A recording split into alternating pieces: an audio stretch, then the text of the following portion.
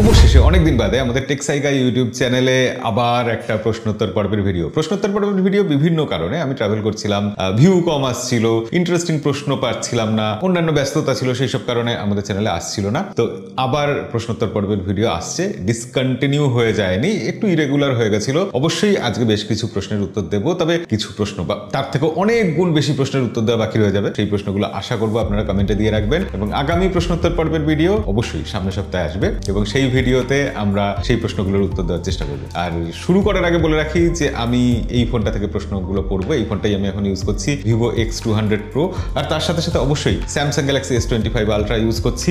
iPhone 16 Pro Max আপাতত খুব কমই ইউজ করা হচ্ছে। তবে একটা জিনিস আমি নোটিস করলাম যে Vivo X200 Pro এই ফোনটা কিন্তু এখন একটা নিজস্ব জায়গা তৈরি করতে পেরেছে। মানে আগে কম্প্যারিজন ভিডিও হলে আমরা কি বলতাম, iPhone 16 Pro Max এর সাথে Samsung S25 Ultra এর কম্প্যারিজন হবে, আর তার সাথে সাথে পিক্সেলের লেটেস্ট ফোনটা নেওয়া হতো। কিন্তু এখন ওই পিক্সেলের জায়গাটা, পিক্সেলকে রিপ্লেস করে দিয়ে Vivo X200 Pro কিন্তু কম্প্যারিজনে চলে আসছে। Vivo যে X সিরিজের উপর এতদিন খেটেছে, এবার তার রেজাল্টটা দেখা যাচ্ছে। তবে এটাও ঠিক যে X60, X70 Pro এইসব যে ফোনগুলো ছিল তার যে কোয়ালিটি ছিল, এখন X200 Pro তে কোয়ালিটি কিন্তু তার থেকে অনেক বেটার হয়েছে। তবে হ্যাঁ, এটা ঠিক যে ভিভোর ফ্ল্যাগশিপ ফোন এত দামে কেউ কিনবে কেন, এই প্রশ্নটা আগে মনেই হতো, কিন্তু এখন মনে হয় যে হ্যাঁ, কেউ কেউ কিনছে এটা। এনিওয়ে, এটা কোনো স্পন্সরশিপের ব্যাপার নেই, ভিভোর সুনাম করার ব্যাপার নেই, এটা আমি প্রাথমিকভাবে ইউজ করছি, এখান থেকে প্রশ্ন পড়বো তাই জন্য কথাটা বললাম। আর হ্যাঁ, জানিয়ে রাখি যে সনির 7C এই ক্যামেরা দিয়েই এখনো শুট হচ্ছে আমাদের, আর রোডের ওয়্যারলেস গো টু এই মাইকটা দিয়ে এখন রেকর্ডিং হচ্ছে। আর কথা বাড়িয়ে লাভ, আপনারা একটু লাইকটাই করে দিন। এই সপ্তাহে প্রচুর ইন্টারেস্টিং ভিডিও আসতে চলেছে, নতুন নতুন ফোনের রিভিউ আসবে, তো সেগুলো দেখার জন্য সাবস্ক্রাইব করে রাখুন। চলুন শুরু করি। প্রথম প্রশ্ন, পজিটিভ ভাইব। পজিটিভ ভাইব দিয়ে ভিডিও শুরু হচ্ছে। তিনি বলছেন, দাদা আইফোনের সেলফি তুলতে সবার বড় আয়না লাগে কেন, একটু বলবেন প্লিজ। না, ব্যাপারটা উল্টো হয়ে গেল। আমরা যখন বড় আয়নার সামনে যাই তখন হঠাৎ মনে পড়ে, আরে আমার হাতে তো আইফোন আছে, এটা দেখানোর এটা একটা সুযোগ পাওয়া গেছে, তাহলে একটা সেলফি তুলে নিই। মানে আইফোন দেখানোর বাহানায় আমরা নিজেদের একটা ছবি তুলি, ব্যাপারটা এরকম হয় আসলে। নাফিস খান পাপ্পু তিনি বলছেন, সবাইকে বলবো চার্জার ছাড়া যে সমস্ত ব্র্যান্ড ফোন লঞ্চ করে কিনবেন না, এইভাবেই প্রতিবাদ জানাবেন, কেননা চার্জার সহ অনেক ভালো ব্র্যান্ডের ফোন পাওয়া যায়, সেই সব কিনবেন। কথাটা শুনতে একদম ঠিক মনে হয়, খুব ভালো যুক্তিযুক্ত কথা, কিন্তু আলটিমেটলি না, এটা করে কিছু লাভ হয় না, বা এখনো তো হয়নি। আমরা চার্জার ছাড়া ফোন খুবই অপছন্দ করি, কিন্তু যারা চার্জার ছাড়া ফোন বিক্রি করার তারা কিন্তু করেই যাচ্ছে, তাদের ফোন বিক্রিও হচ্ছে। পরের প্রশ্ন করেছেন OGAA, বলছেন, স্যার অ্যাপেল হয়তো আপনাকে স্পন্সরে বেশি দিচ্ছে, টাকাই শেষ কথা বলে। না, আমি এর আগে শর্টস ভিডিওতেও বলেছি, আপনারা অনেকেই জানেন যে অ্যাপেল কোনো রিভিউ করার জন্য কোনো রকম কাউকে টাকা দেয় না, মানে এটা অ্যাপেলের বৈশিষ্ট্য। তো এবং অ্যাপেল এটাও করে যে আপনি যতই খারাপ বলুন না কেন, অ্যাপেল সেখানে ইন্টারফেয়ার করে না। অ্যাপেল বলে না যে কেন এত খারাপ বললে পরের বার তোমাকে আর ফোন দেবো না, বা তোমাকে ব্ল্যাকলিস্টেড করে দেবো, এইসব কিছু থাকে না। অ্যাপেল রিভিউ করার জন্য ফোন দেয়, সেটাও 2-4 জন হাতে গোনা মানুষকে, গোটা ভারতবর্ষে বোধহয় 5-6 জনকে দিত, এখন হয়তো সংখ্যাটা বেড়েছে। তো আমরা ভাগ্যবান যে বাঙালিদের তরফ থেকে আমরা সেই জায়গাটা পৌঁছতে পেরেছি আপনাদের জন্য, যে অ্যাপেল আমাদের রিভিউ ইউনিট পাঠাতো, দীর্ঘ 4-5 বছর ধরে পাঠায়, কিন্তু টাকা পয়সা দেয় না। কি বলবো, দুঃখের কথা, দুঃখই আর কি, অ্যাপেল টাকা দেয় না। মোহাম্মদ রাকিব বলছেন, ভাই ফোনটা ভালোই লাগলো, রিভিউ ভালো, ফোনের ভালো কিছু ডিটেল দিয়ে করুন, নতুন ফোন আরো কিছুদিন ইউজ করে ভালো কিছু ডিটেল বলবেন আশা করি। এটা আসলে রিয়েলমি P3 আর P3 Ultra এই দুটো ফোনের রিভিউতে কমেন্টটা এসেছিল, এবং আপনাদের আমি বলি যে এখন এত ফোন লঞ্চ হচ্ছে যে একটা ফোনের প্রথমে ফার্স্ট ইমপ্রেশনের ভিডিও করলাম, কিছুদিন বাদে আবার সেটা ভালো করে ইউজ করে রিভিউ করবো, এই সুযোগ খুব কম থাকে। যেটা ফার্স্ট ইমপ্রেশনের ভিডিও করলাম সেই ফোনটা যদি আবার কিছুদিন আমি ইউজ করার চেষ্টা করি, এর মধ্যে দেখা যায় আরো 3টে ফোন এসেছে যেগুলোর ফার্স্ট ইমপ্রেশনের ভিডিও করতে হবে। তো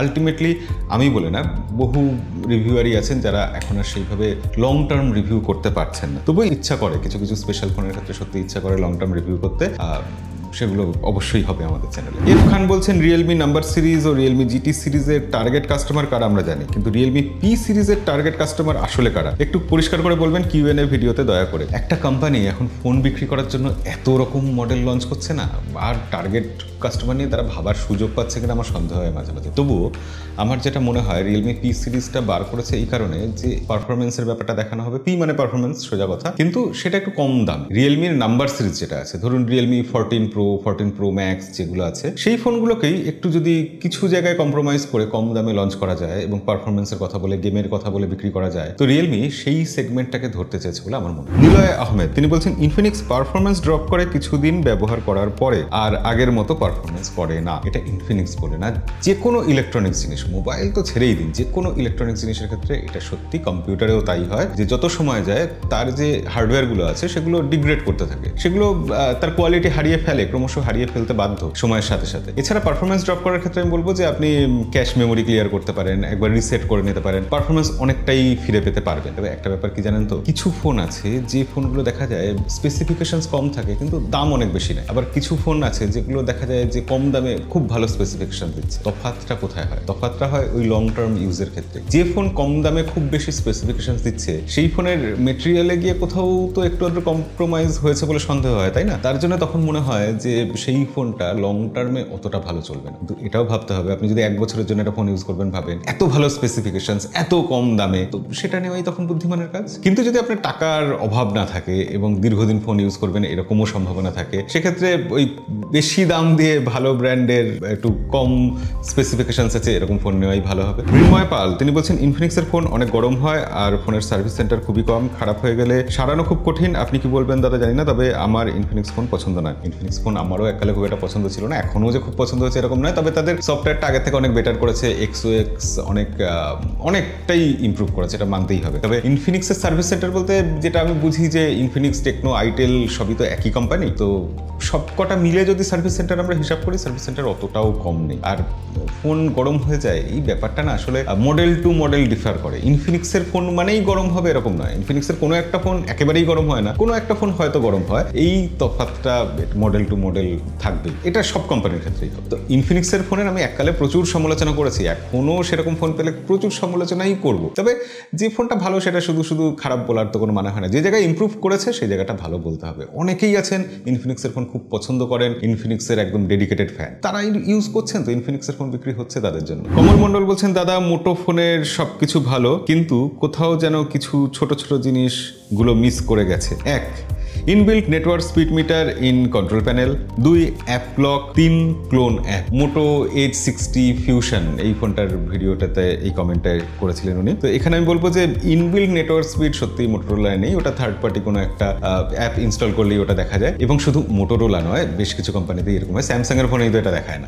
এটা থাকে, এক একটা কোম্পানি এক এক পলিসিতে চলে, কেন করে এটা আমি জানি না। যাই হোক, 2 নম্বর পয়েন্ট অ্যাপ লক আর ক্লোন অ্যাপ। এখানে কিন্তু অ্যাপ লক আর ক্লোন অ্যাপ এটা কিন্তু করা যায়, মোটোর যে সিকিউর অ্যাপ আছে সেটা দিয়ে করা যায়, এবং মোটোরোলার ফোনে যে কোনো অ্যাপ্লিকেশন, বেশ কিছু অ্যাপ্লিকেশনকে আপনি ক্লোন করতে পারবেন এবং লক করেও রাখতে পারবেন। ওই সিকিউর ফোল্ডার ব্যাপারটাও এখানে করা যায়, তো আলাদা স্পেস, দুটো আলাদা স্পেস ক্রিয়েট হয়ে যাবে, এটা হয়। এইগুলো অনেকের ধারণা মোটোরোলার ফোনে নেই, কিন্তু আছে এইসব সুবিধাগুলো। মোটোরোলার ফোন এমনিতে দেখতে মনে হয় খুবই সাদামাটা, কিন্তু ইদানিং আমি দেখছি যে বেশ কিছু ফিচার যোগ হয়েছে। এখন মোটোরোলার ফোনে ফিচার কম আছে, এই দুর্নামটা অতটাও দেওয়া যায় না, সহ্য করে নেওয়া যায়। জয় দাস দেব তিনি বলতেন দাদা একটা অনুরোধ, ইন্ডিয়ার দামের পাশাপাশি বাংলাদেশের বাজারের দামটা উল্লেখ করবেন। আসলে কি হয়, একটা ফোন যখন ইন্ডিয়ায় লঞ্চ হয় সেটা তখনই তো বাংলাদেশে সবসময় অ্যাভেলেবেল থাকবে এরকম নয়, হয়তো সেই ফোনটা বাংলাদেশে কিছুদিন বাদে যাবে, অথবা এরকমও হয় যে আগে থেকে বাংলাদেশে অ্যাভেলেবেল আছে, সেটার দাম হয়তো আমি জানি না, বা কিছুদিন বাদে যখন ফোনটা যাবে কি দাম হবে সেটা এখন আন্দাজ করতে পারছি না, তাই বাংলাদেশের দামটা বলা হয় না সব সময়। এবং বাংলাদেশের মার্কেটে যেটা আরেকটা প্রবলেম হয় যে দাম ভীষণ ফ্ল্যাকচুয়েট করতে থাকে। ইন্ডিয়ার মার্কেটে কিন্তু দাম ওইভাবে ফ্ল্যাকচুয়েট করে না, যেটা দামে যে দামে লঞ্চ হলো সেই দামই থাকে। বাংলাদেশে আনঅফিসিয়াল ফোনের দাম যেহেতু খুব বেশি ফ্ল্যাকচুয়েট করে, তাই সেটা বলাটাও খুব মুশকিল। আজকে আমি ভিডিও বানালাম, একটা দাম বললাম, দেখা যাবে 1 মাস বাদে কেউ ফোন কিনতে গেলেন দাম পাল্টে গেছে, এটা খুবই রিস্কি ব্যাপার হয়। বোসনাইম তিনি বলছেন দাদা সব ঠিক আছে কিন্তু UFS 2.2 আর LPDDR4X র্যামটা এই বাজেটে আরো ভালো দিতে পারতো। আপনার কি মতামত? কমপক্ষে UFS 3.1 র্যাম LPDDR5 দিতে পারতো, অবশ্যই দিতে পারতো। মোটো H60 ফিউশন সেই ফোনের সবকিছু খুব ভালো ভালো মনে হয়েছে, এই দুটো জায়গাতে মনে হয়েছে আরো ভালো হতে পারতো। এবার কোথাও না কোথাও কোম্পানিকে তো কিছু জায়গায় টাকার ব্যাপারটা, মানে প্রাইসটাকে একটা ধরে রাখতে হয়, এটা দিতেও হয়তো দাম একটু বেড়ে যেত, তখন আমাদের অতটা পছন্দ হতো না। তো হ্যাঁ, UFS 3.1 হলে খুব ভালো হতো, 4 হলে আরো ভালো হতো, LPDDR5X হলে খুবই ভালো হতো। তবে আমার মনে হয় UFS 2.2 আর LPDDR4X দিয়ে এটা যে দামের ফোন, তাতে যা যা স্পেসিফিকেশনস দিয়েছে ওভারঅল ঠিকই আছে। মোহাম্মদ সাইফুল ইসলাম তিনি বলছেন Vivo V50 5G++, Samsung A56 5G long term ব্যবহার করার জন্য কোনটা বেস্ট হবে? দুটো ফোনের ক্ষেত্রে না দৃষ্টিভঙ্গিটা আলাদা হবে, ইউজার আলাদা হবে। ভিভোর ফোনের যে ইউজার হবে সে সফটওয়্যার এক্সপিরিয়েন্স নিয়ে অতটা চিন্তিত হবে না, সে সোশ্যাল মিডিয়া রেডি ক্যামেরা নিয়ে ভাববে, টুকটাক ফোন ইউজ করবে, সে ফোনের ভিতরে অত ঢুকতে চাইবে না। বাট স্যামসাং এর ফোন যে ইউজ করবে সে চাইবে একদম কোনো ঝামেলা থাকবে না, ফোনে বাগ থাকবে না, ফোন নিশ্চিন্তে ইউজ করব, 5 বছর ইউজ করব এবং 5 বছরেই আমি কোনো সমস্যা ফেস করব না। সময়ে সময়ে আপডেট আসবে, আপডেট নিয়ে টেনশন করতে হবে না, আপডেট আসলে ফোনে কোনো সমস্যা হবে না, এক্সপিরিয়েন্স বেটার থাকবে, প্রচুর ফিচার থাকবে, এইসব যে থাকে স্যামসাং এর ফোনে সেগুলো থাকবে।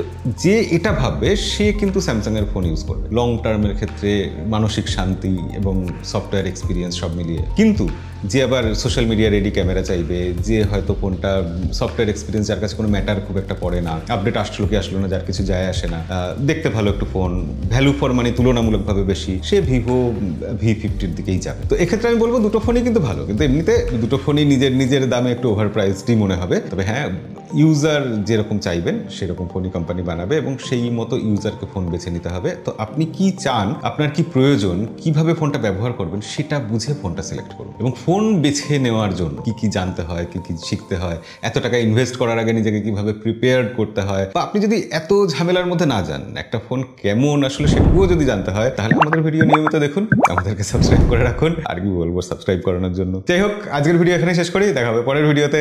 আজকের মতো বিদায়।